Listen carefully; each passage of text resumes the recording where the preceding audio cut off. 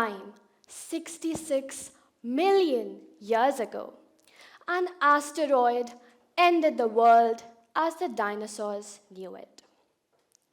Today, the next extinction level threat is no longer hurtling towards Earth. It is rising from within. This time, the asteroid is us, and the countdown is 4 years. Not my number, not an exaggeration. A United Nations climate assessment warns that after 2030, climate change could become irreversible. 4 years. Less time than high school.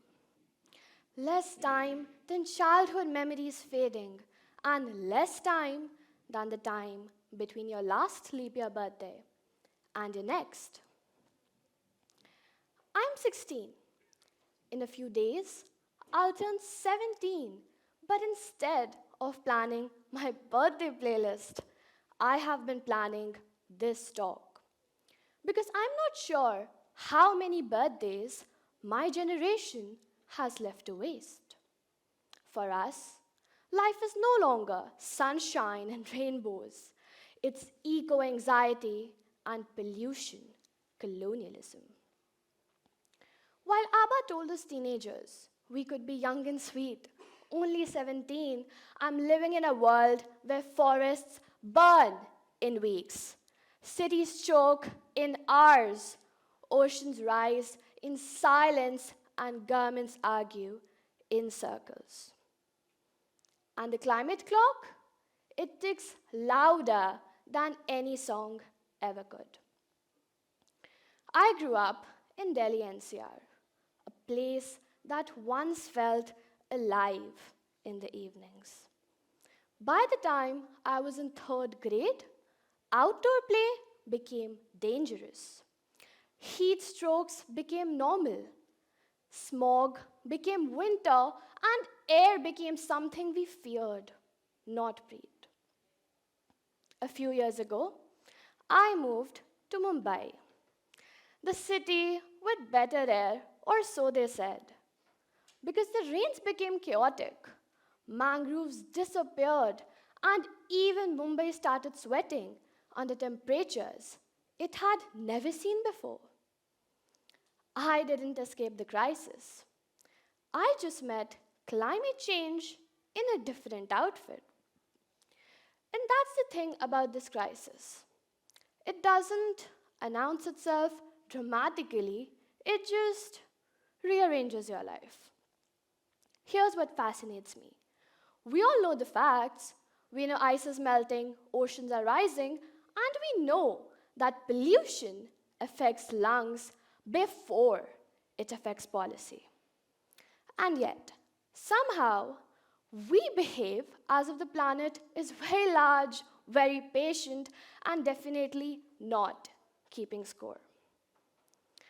To put things into perspective, on November 21st, 2025, in one single day, Hawaii had a volcanic eruption. California, Greece, Colombia, and Vietnam battled floods, and Bangladesh suffered an earthquake. Let that sink in. That is not weather. That's warning. We have lived through 3 eras of climate denial. First, climate change isn't real. Second, okay, it's real, but it's not that bad. And third, fine, it is bad, but it is too late to fix. This new language, climate realism, it sounds smart, but it is actually the softest, most dangerous form of surrender. It whispers, accept, adapt, and move on. But how do you adapt to an ocean that swallows coastlines? How do you adapt to air that poisons children? And how do you adapt to diseases thawing out of ancient ice? You do not adapt to destruction, you stop it. Climate change is not a chapter in our textbooks. It is the storyline of our reality. Climate change is on our plate, it's in our air, water, everywhere. And knowing all of this, I kept coming back to one simple question.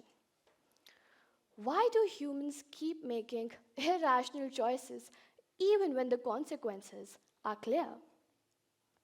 Psychologists have an answer. Our brains are excellent at responding to immediate danger, like a speeding car, a fire alarm, or a loud noise. But climate change? It's invisible, slow, delayed. And our brains do not panic about things that don't shout. So we postpone, we optimize convenience, and we say, later. Climate change isn't a lack of intelligence. It is a mismatch between the way our brains evolved and the kind of problem we're facing. That doesn't make us evil, it makes us, well, human. But being human should not mean being helpless. Let's connect the dots very simply. Melting ice rises sea levels. Fresh water contaminates. Moreover, this leads to floods, soil erosion, nutrient collapse, hunger, droughts, crop failure, leading to migration and eventually conflict. Next, heat worsens pollution. Pollution worsens warming. A vicious cycle that ends in lungs like mine, lungs that grew up fragile, allergic, and afraid. A vicious cycle that ends in our healthcare systems strained. Now imagine snow in a desert. I'm not kidding, stay with me. Volcanoes triggered by shifting crust pressures. Category 5 storms becoming a yearly event, and massive wildfires from Amazon to Iran burning for days without mercy. This is all a reality. Moving on. Large consumption of water, generation of electronic waste, spurring greenhouse emissions, and relying on rare elements and critical minerals, mind you, often mined unsustainably, are all dark sides of explosions of technologies we think are clean. Yes, I am talking about artificial intelligence.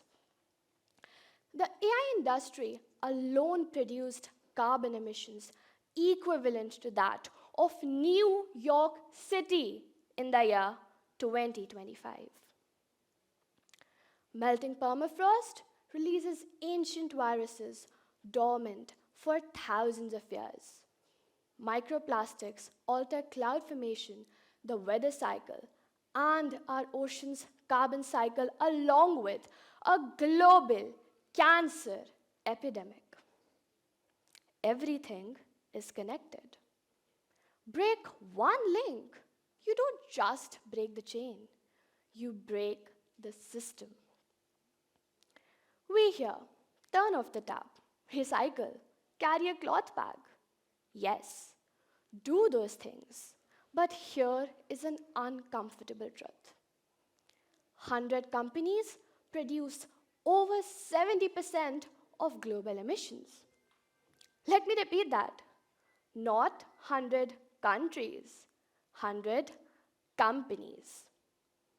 So obviously we can no longer jute bag and metal straw our way out of this planetary emergency.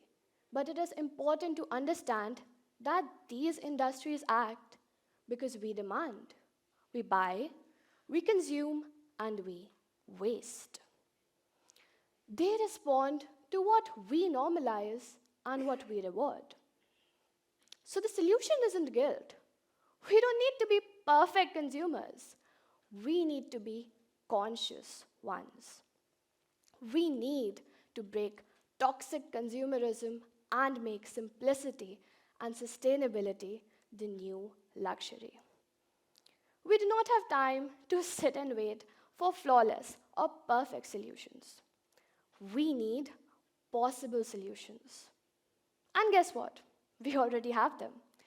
Japanese scientists have created a plastic that dissolves overnight in the ocean, leaving behind no microplastics and no residue. Countries are experimenting with climate neutral cities. Researchers are building circular economies, carbon sucking algae, sustainable fuels, and regenerative agriculture. Innovations exist. What we lack is implementation. You see, climate change is not a personal problem. It's a structural problem caused by structural systems that need structural change. Jane Goodall once said, and I quote, "Human beings are the most intellectual species to inhabit this earth, but we are not the most intelligent. Because intelligent creatures do not destroy their only home." I unquote. People ask me, why are you scared? Because I'm young. And then they ask, why are you still hopeful? Again, because I'm young and I'm not apathetic. To make informed decisions, to stop and question things most people allow to pass simply because everyone around them is doing it, and to live mindfully, we require empathy.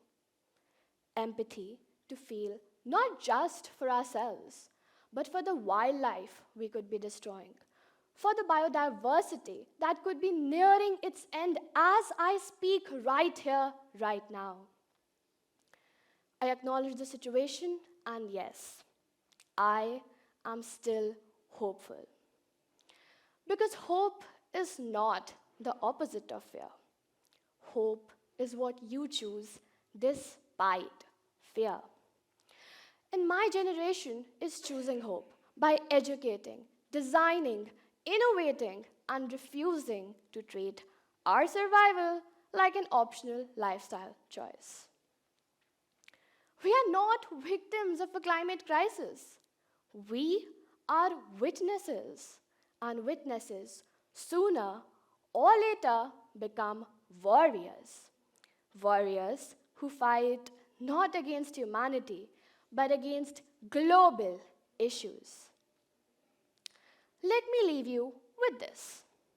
The dinosaurs, they didn't get a choice. We do. We can be the generation that looked away or the generation that looked up. We can be the asteroid or the antidote. The world is burning, but the match is still in our hands. Save the planet. It's the only way to save ourselves. Thank you.